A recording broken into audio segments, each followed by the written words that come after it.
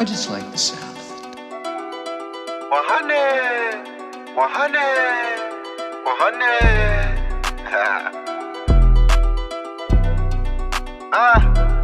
100. Read, remember, repeat. Y'all know what come first in this show. We definitely showing love. If y'all know my body, y'all know we showing some love on this show. Shout outs to Doc Spills and Iron Mastery Academy. Like I told you, they making trading simple. Learning how to invest by just simply matching your colors. You match your colors and you win trades, man. I'm telling you guys, this is simple. And I think this is what we all should be getting into as far as managing our own money and managing our own finances. Golf course. Talking about pennies and diamonds. Wristwatch, go TikTok. But it ain't there for the timing. I put that boy on payroll. He conversate with the clients. Surround your mind with greatness. Some of it will rub off. This is my office. This is where I start my day. And every day I read something.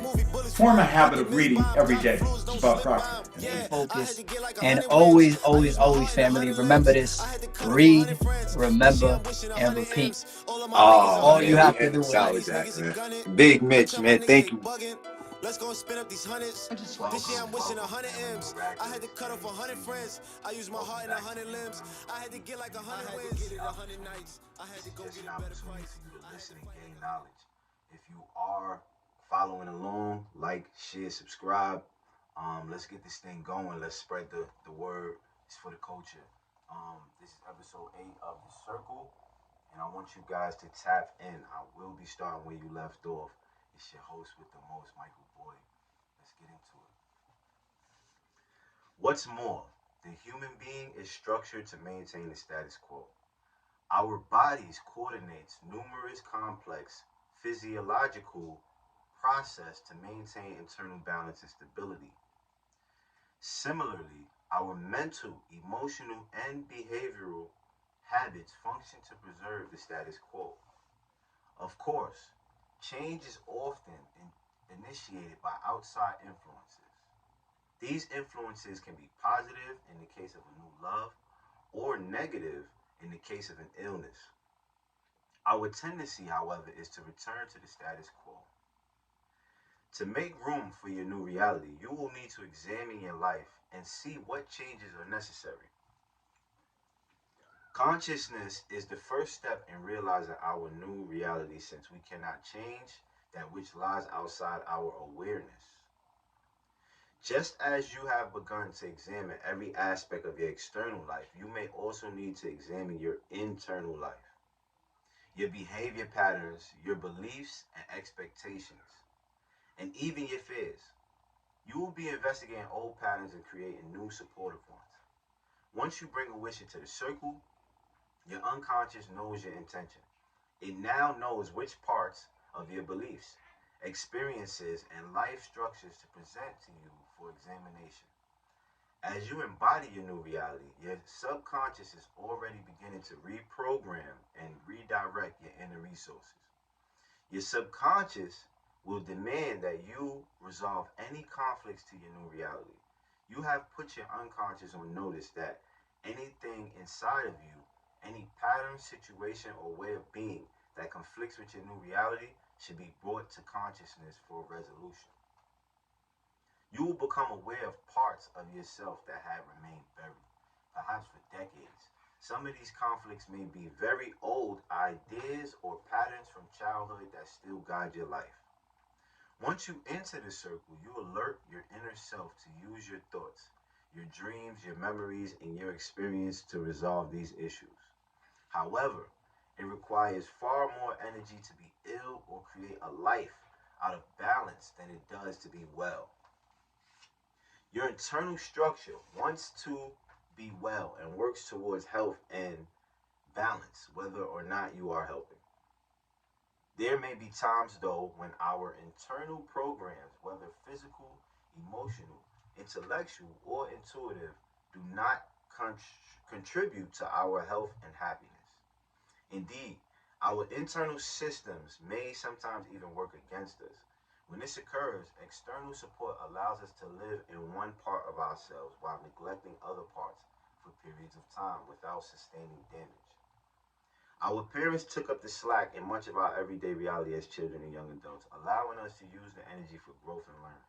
In the same way, our friends, spouses, and children can support us in many ways, taking up the demands of our other systems while we focus on the one that requires our immediate attention. In the circle, you will feel the pressure and support toward the behaviors that create your new reality. You may find yourself avoiding certain foods or desiring certain people, situations, or activities. You will find these things brought to you by coincidence. When you make space in yourself and your life, enlightening ideas and circumstances will be attracted to you. The void becomes the well and transformation takes place. When you make space, you allow all of the parts of your being to work together. Resources, abilities, and talents that you have habitually ignored become available to you, sometimes for the first time. The circle brings awareness to all of the parts of your being. The transformation creates a compelling force as you come into balance with yourself and your environment. It is important that you strive to maintain internal as well as external balance. Each human being comprises numerous dynamic systems: intellectual, physical, emotional, spiritual, intuitive, creative, and many others. Each one of these systems in turn comprises numerous subsystems. Family, if you don't know, this is source time. Ponder on what we just read. We'll be right back.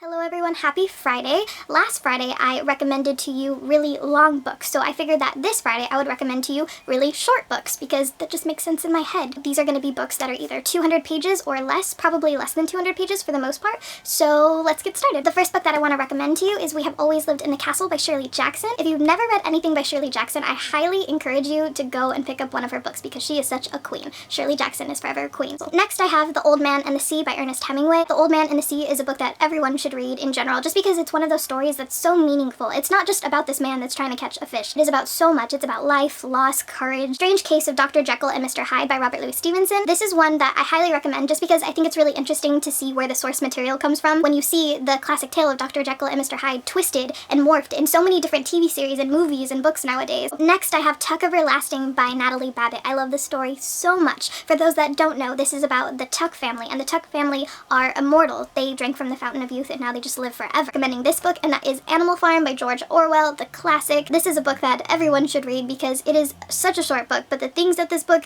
explores and the places it goes and the historical things it compares it to and everything about this book is just so good. Another book that you might have read for school is Of Mice and Men by John Steinbeck. This is such a beautiful, tragic story. I don't know how it's beautiful and tragic and sad at the same time, but it is, and John Steinbeck is able to make you feel so many emotions in just 100 pages, if even that. So I have The Importance of Being Earnest by Oscar Wilde. This play is so hilarious. I don't think I've laughed so much from reading a play or a book ever. This is a satire on society and people, and it is just, I love it so much. And I love Oscar Wilde, so if you haven't read anything by Oscar Wilde, again, read something. The Picture of Dorian Gray, read that, or this. Is The Deep by River Solomon. This book was so beautiful and strange and sad, and this is about mermaids, but mermaids that are the ancestors of pregnant slave women that were thrown over ships hundreds and hundreds of years ago, and it's just crazy, that concept, but this book pulls it off so well, and we follow this mermaid that bears the history of her people. Next, I have a really popular one, and that is The Alchemist. Now, The Alchemist is huge, so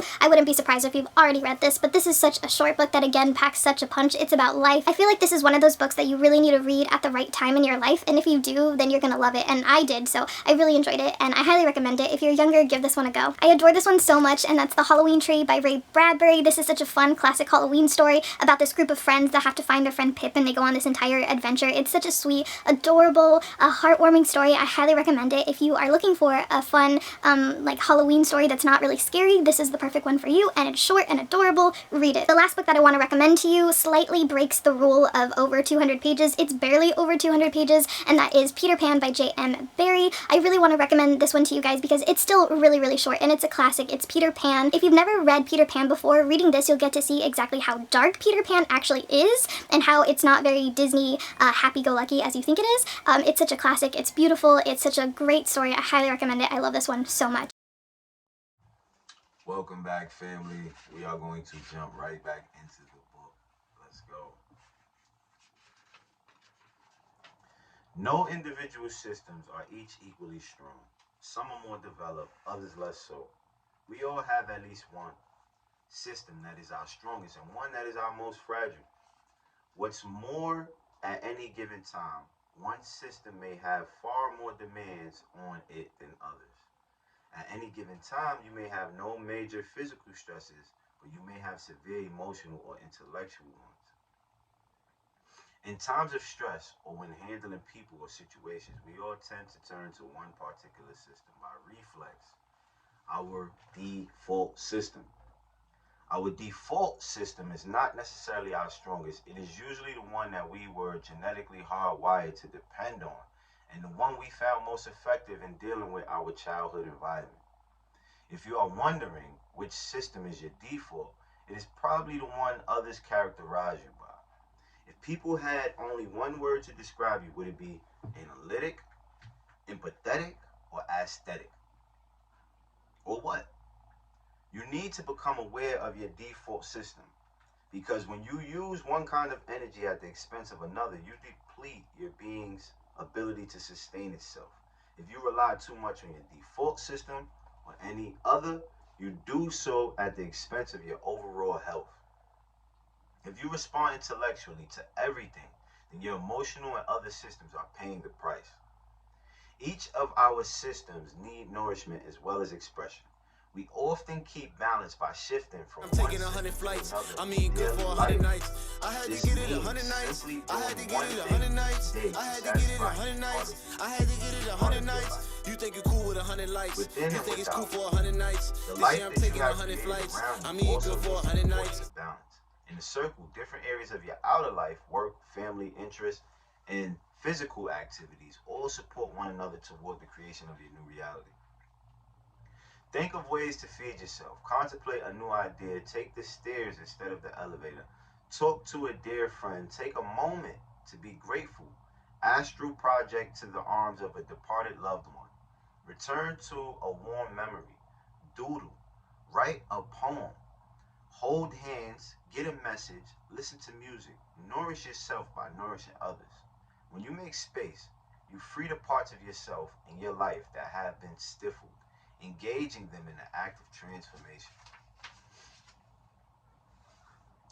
The fifth element is making space, transformation. Take a long, deep breath and embody your new reality. Become aware of your connection to the circle. Notice the feelings, memories, relationships, and concerns from your old reality that come to consciousness as you embody your new reality more and more fully. As you notice these pieces of your old reality, allow yourself to experience them in greater detail. Use all of your senses. Do you want to keep this old reality as it is? If not, what energy in it do you want to use to create a new reality in your life right now?